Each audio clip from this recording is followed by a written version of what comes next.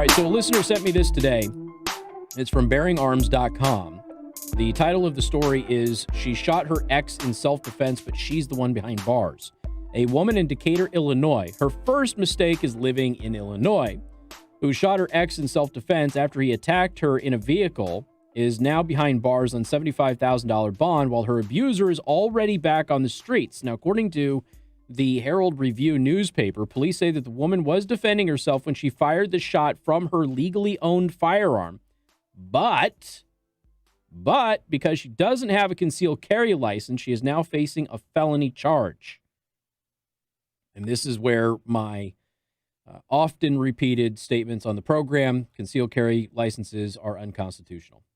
Sergeant Chris Copeland said officers were sent to at 6:50 p.m. to St. Mary's Hospital in response to the man having been shot in his right side.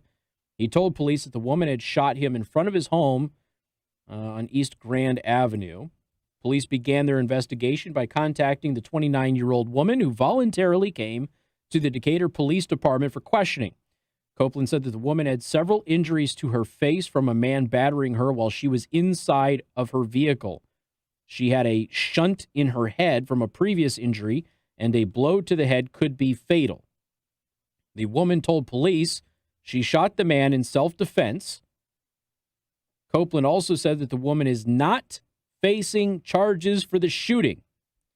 In other words, they believe her story that it was self-defense, but is facing a preliminary charge of aggravated unlawful use of a weapon or lack of a concealed carry license. She is being held in lieu of $75,000. Now, her attacker was given a $10,000 bond on charges of domestic battery and vehicular invasion, and according to the local paper, he's already posted bond and is back out on the street.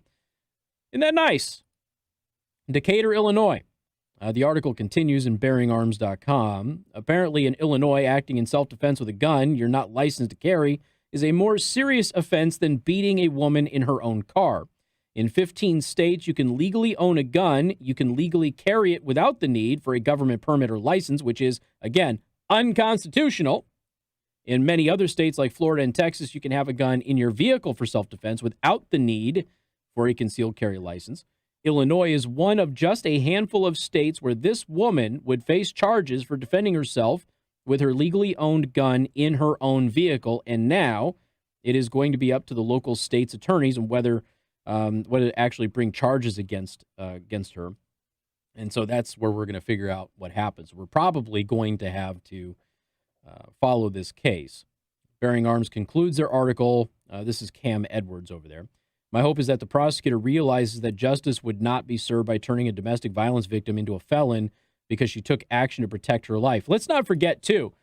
So this is a woman who used a firearm to protect herself against a guy who apparently has a history of beating her. And she's got a head injury previously to where if she gets hit in the head again, it could be fatal. This guy, I assume, knew that, attacked her anyway, probably trying to kill her. And if you charge her with this and she becomes a felon, she won't legally be allowed to have a gun, which means this guy can go ahead and just beat on her as much as he wants, and there's not much she can do about it.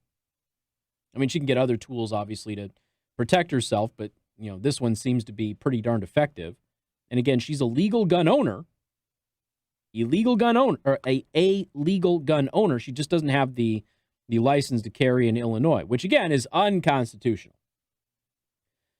If he does bring charges, I'd ask for a jury trial because I'd like to think that no juror in their right mind is going to send a woman to prison because she didn't have a concealed carry license for the gun that saved her life. You have to understand this is Illinois, though. I don't know. That's the risk you take. You go to a jury trial and you run the risk of getting more time. Whereas they would probably tell her, look, if you plead guilty to this, yes, you're a felon, but you don't go to jail. Or you can go to trial and you can face 15 years or whatever. I'm just saying 15 years. I don't know that it is 15 years. So the average person looks at this and says, well, if I plead guilty, yes, I'm a felon, but I don't go to prison. If I go to trial and I lose, I could go to prison for a long time. Now, I don't know if this woman has any kids or anything like that, or if she's, just like a normal person and doesn't want to go to prison. I'm willing to bet she takes the plea deal. as the vast majority of Americans do, even innocent ones. They take the plea deal because they're offered no jail time. They don't want to go behind bars. It's something we've talked about a long, long time. If I were a local lawmaker from the Decatur area, I'd be introducing legislation to scrap that requirement that an individual must possess a concealed carry license in order to have a firearm in their vehicle. Yeah, I would agree with that, but I also don't know. I'd have to look at the nuances of Illinois law and see if there's a preemption clause or something of that with the state, which would, make it to where if you're in Decatur, Illinois, it wouldn't matter what you passed. The state law is supreme. But it's a horrible story. She legally owns the gun. She's a victim of domestic violence. She uses it to protect herself. She did shoot this guy outside of his house, so I don't know what she was doing there. But he beats her in her car. She defends herself, shoots him in the side. He's out on $10,000 bond. Remember, he beat the tar out of her. Okay, so he's out on $10,000 bond. She shoots a guy in self-defense, and she's got to deal with $75,000 simply because she doesn't have a license to carry in Illinois. That's how messed up that system is. And I know that there's a lot of even pro-gun people like, oh, nothing wrong with carry licenses or anything like. Yes, there is, okay? Because you don't have to have permission to have a firearm. The right to keep and bear arms doesn't mean just inside your house. I've been trying to tell people this for years. They don't seem to get it. Of course, part of the reason that we have some of the screwed up gun laws that we have is in part because of the NRA, and they're willing to capitulate on some of this stuff. So I wish this woman the best. We'll keep updating you on that story. I appreciate the listener. I think Alex is the one that sent it to me earlier, but I could be wrong. We will continue to update you on this. Hopefully, they make the right choice. We've got more coming up. News Talk 95.3, Michiana's news channel.